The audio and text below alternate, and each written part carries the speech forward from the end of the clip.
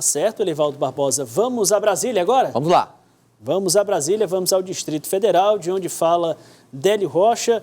Délio, você vem trazendo aí uma informação da possível retomada das obras de transposição do Rio São Francisco, mas é algo que exige muito dinheiro e consegue-se visualizar aonde estaria e como seria aplicado esse dinheiro? Boa tarde para você. Tiago Melo, boa tarde para você, para o Elivaldo, boa tarde a todos no Piauí. Na semana passada, viu, Tiago, houve um acordo entre os parlamentares e o presidente da República no sentido de liberar 550 milhões de reais para a retomada das obras da transposição do Rio São Francisco. E fez parte de um acordo, né, na comissão mista de orçamento, e isso naquele momento estava sendo discutida a aprovação do crédito suplementar de 249 bilhões de reais. Aí os parlamentares então exigiram algumas contrapartidas e uma delas foi esse dinheiro aí para a retomada de obras de transposição do Rio São Francisco. E eu estou ao lado do senador Elmano Ferrer, do Podemos do Piauí, que vem acompanhando de perto essa questão. Senador, esse dinheiro, 550 milhões de reais que serão utilizados na transposição em obras, para continuar as obras de transposição do Rio São Francisco. Esse dinheiro vai chegar quando e vai ser aplicado em que local especificamente? Boa tarde. Boa tarde ao Tiago, boa tarde ao Elivaldo. Houve um acordo na semana próxima passada com relação a esse pedido de crédito especial pelo presidente da República no valor de 248,9 bilhões de reais, para que o país chegue até o final deste ano assumindo todos os compromissos, honrando a todos eles. E nessa negociação, inclusive um trabalho da oposição, foi no sentido de alocar recursos para universidades, que ficou em torno de 1 bilhão de reais para as universidades federais do Brasil, 1 bilhão de reais para o programa Minha Casa Minha Vida, 550 milhões para a retomada das obras da transposição do Rio São Francisco, principalmente para o eixo norte, que o eixo norte vai levar água para o Rio Grande do Norte e para o Ceará, onde o problema se torna mais agudo. E esses recursos, essas obras serão retomadas de imediato. Os recursos serão liberados agora. Aliás, já há um compromisso de liberação nesses dias. Então, creio que as obras serão retomadas, porque é um problema de sobrevivência daqueles dois estados críticos que se refere à segurança hídrica. E mais 330 milhões para bolsas das universidades, dos que estão fazendo já esses cursos pelas universidades federais. Creio que foi um acordo muito bom, porque, inclusive, a oposição inteligentemente fez essas negociações e teve o crédito suplementar de 248 bilhões aprovados por unanimidade das duas casas. Senador, falando agora sobre as pautas aqui no Congresso Nacional, mais especificamente as pautas do Senado, amanhã a gente vai ter a votação daquele decreto que flexibiliza o porte de armas. A votação amanhã vai ser no plenário do Senado. Na semana passada esse decreto foi rejeitado na CCJ, mas amanhã a gente vai ter essa votação. O senhor acha que esse decreto deve passar amanhã? Qual é a orientação do seu partido? E eu queria saber também se, no caso de ser aprovado, o decreto não pode ser questionado depois no Supremo.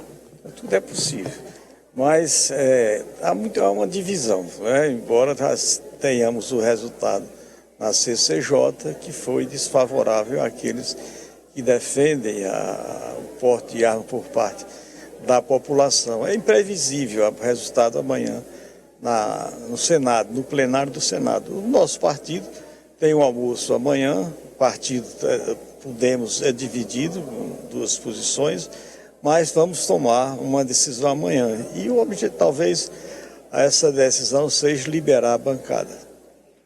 Senador, essa semana aí um dos momentos mais esperados aqui no Congresso é a vinda do ministro Sérgio Moro. Ele vai estar na CCJ do Senado, uma comissão da qual o senhor faz parte, e lá ele vai dar esclarecimentos sobre esses vazamentos do site The Intercept Brasil. Como o senhor acha que vai ser essa ida do ministro Sérgio Moro? A gente pode esperar debates acalorados, um clima muito tenso nessa sessão? Ele como ministro, ele se disponibilizou a vir ao Senado prestar os esclarecimentos que se fizerem necessários na Comissão de Constituição e Justiça. Creio que ele está se disponibilizando a dar explicações em qualquer meio de comunicação. A realidade é que houve um crime. A Intercept cometeu um crime ao acessar a privacidade não só de um cidadão, como, sobretudo, de um ministro de Estado. Eu, particularmente, creio que isso não vai alterar em nada a Operação Lava Jato, porque esse trabalho de abortar essa operação, ela vem desde o nascimento da operação, em 2014, e até hoje ela continua como um dos maiores fatos da nossa história. É preciso que se diga isso. Os maiores momentos da nossa história foi exatamente a Operação Lava Jato. Até então, eu, por meus 75 anos, eu só vi presos neste país o negro e o pobre. Com esta operação histórica, os ricos e os políticos também, os poderosos do ponto de vista econômico e político, passaram a responder como o pobre responde dentro dos critérios estabelecidos pela legislação. Então, é um fato que está acontecendo. Todos que são contra a Operação Lava Jato estão dentro desse processo para desmoralizar aqueles que são, no meu entendimento, heróis, tanto o Ministério Público, como a magistratura, a Polícia Federal, a inteligência da Receita, todos participam de um processo histórico que está acontecendo nesse país. Então, aquele que vai ser uma discussão civilizada, porque é do Senado, e todos vão ter a oportunidade de fazer indagações, perguntas ao ministro Sérgio Moro. Senador Eumano Ferri, muito obrigado então pela sua participação aqui no Jornal do Piauí. O senhor falou que a presença do ministro Sérgio Moro deve ser mais tranquila, porque é no Senado. E aí eu queria acrescentar, viu, Tiago, que a informação que a gente tem também, que o ministro Sérgio Moro, ele resolveu logo ir, né, antes de esperar uma convocação, até porque é uma estratégia. O governo acredita que a ida dele participar de uma sessão no Senado é uma sessão muito mais amena do que seria na Câmara, onde o clima poderia ser muito mais beligerante, onde a oposição exerce sua força aí com muito mais presente. Tiago.